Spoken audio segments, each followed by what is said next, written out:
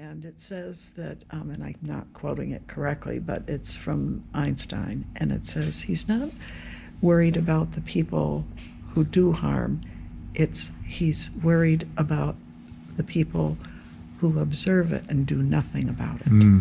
And I've always thought that that is, for me, very important. In June 2019, I took to the road to ask people from all over the country about their dreams. I thought I would be learning about them, but I'm also learning about myself. Join me and see what you find out about yourself as you listen to other people answer the 3 dream questions.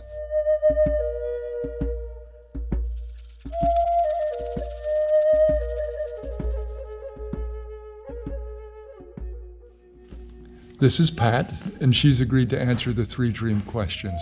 Are you ready, Pat? I am. Okay. The first question is, what are your hopes and dreams? What are your aspirations?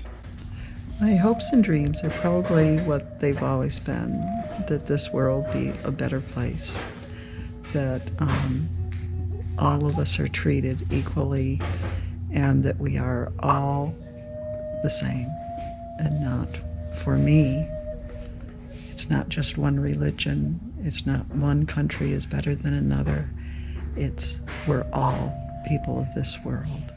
When you say the same, what does that mean to you? Well, we have 2 grandchildren that are from Finland. They're not from Finland, but their mother is from Finland. And they speak Finnish, and I'm very proud to have 2, a 7 and a 9-year-old, who their mother speaks to them in their native language, in her native language. Yes, and of course they are American. They speak very well, but they speak 2 languages, which I think gives them an advantage. We also have 2 granddaughters. 2 of our granddaughters are Chinese, and there again, we're very proud of them, and they're very, very lovely young women. They're going into 8th grade, and they're just lovely. And so I feel a connection with the world, and we have 2 more that are from here, and one is leaving for college this week, and she's just wonderful and remarkable, and she has this wonderful care for all of humanity that even I was totally unaware of at that time, while she's growing up. And I think that this church has helped her, the people that she's met. This is a Lutheran church that you're talking about. This is the congregation. And I don't know where she's gotten it from. So it must be from here, and it must be the people that she's met from here. Might be grandma to an extent too. Probably a little tiny bit, maybe, I hope. But this has been a world process for her. She has these wonderful ideas, and she cares about people, and she's very kind, and she's thoughtful, and all of the things. It sounds a little bit like what you're telling me is that your dream was for a world where people are treated and are perceived as being the same as each other, and that you're seeing a realization of that through your own family. And one of the things that I have a little thing on a mirror in a bathroom, and it says that, and I'm not quoting it correctly, but it's from Einstein, and it says he's not worried about the people who do harm. He's worried about the people who observe it and do nothing about it. And I've always thought that that is, for me, very important.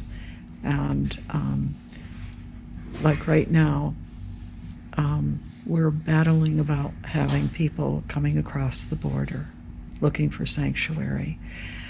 During World War II, 2 boats came over with children, Jewish children, and they were turned away, and they went back and were lost. In the Holocaust. And we got to visit China, and we went to a place And there was a synagogue there because when the United States would not allow these children to come, China took them. Oh. And so the Jewish people, the synagogue, are very appreciative that they were taken. And so what would I like? I'd like a world where we can respect each other, whether they're Chinese or Finnish or Mexican or Hispanic, Muslim. We have many friends that are Muslim. And they've invited us to Ramadan. And it was lovely. And they're and we all, at least, Muslims,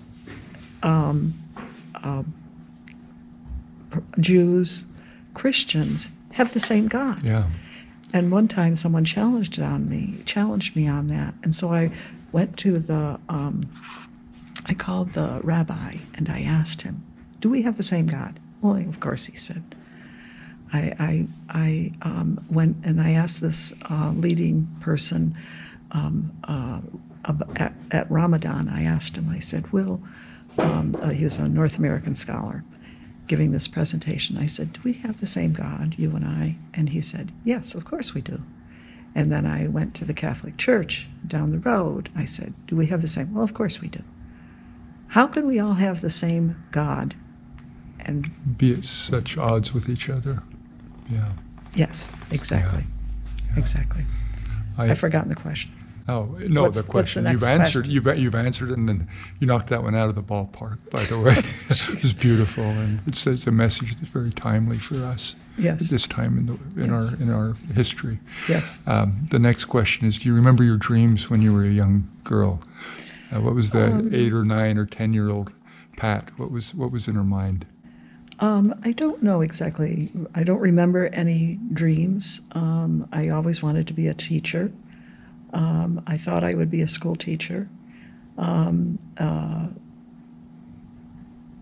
were 6 of us kids, and I was sort of told that I shouldn't be a teacher because teachers, you can't meet a man being a school teacher because, all these men. Spinsters type of thing. And yes. And so I didn't do that. And I think I would have been a good teacher. Yeah. And as a retired teacher. I am a retired teacher. You are a retired teacher. And as a retired teacher, who's seen a little bit of things that have been going on in the world, yes. You would have been. Well, I think I would have enjoyed it. Yep, and they would have enjoyed anyways. You. So teaching was something, and that changed over the years because you felt like that was going to inhibit your social life and not your my social ability life, to meet a. Yes, but then we married, and now we've been married. Is it 52 years? And yes, 52 years to the same person. Wow. Yeah. And so, if you could go back and talk to the 13-year-old Pat and ask her or give her some advice, or if you could talk to as a teacher or somebody and you were going to give advice to a group of 13, 15, 20-year-olds, or maybe somebody starting out and getting married. That marriage one might be the best one because you've got 52 years under your belt. Yeah. Is there anything that you would say to yourself or to people starting out? For the teenager, I would say that I listened to my father, and he would tell me things, and I really appreciated, and I listened to what he would tell me. I respected the views of my aunts and uncles, and I'm quite certain I would not have married my husband without them saying, I think he's a keeper. That meant a lot to me. And unfortunately now I think a lot of young people don't ask. Gotcha. They say, this is what I'm going to do. And they don't say, what do you think? I interviewed a lady in Denver, Colorado. It was at a place where they use a lot of cannabis, smoked marijuana a lot. And I think she's in her 50s. And I asked her this question, and she said one thing. She said, "Listen to your mama." That's what I would have told myself. Listen to your mama. And you're saying that that's kind of what you did, Yes. and it worked out very Yes. well for you. Yes, and we have a saying in our bathroom, and it ends with, "Call your mom." And I have had, I don't know that I want this put out on the Well, web, if you're not comfortable with it, don't say it, but you can delete it for me. okay. But I have had 6 mothers, and I have loved all of them, and I'm including my mother-in-laws, and we have my mother-in-law, but she has always been my mother also. And I remember my dad saying, "Don't call her a stepmother or a Just call mother-in-law. her mom. There either is or there isn't. You have to decide." And so I did learn from teachers that Sunday school teachers, school teachers, and adults, and I think that has helped me a great deal. And that would be the advice that you might give to young people today. Listen to the people who care about you. Yes, yes, very much so. Okay. Is there anything else that's come to mind as we've talked? I hope this looks good. Okay. Thank you so much. And it's been such a pleasure to get to know you. Well, thank you.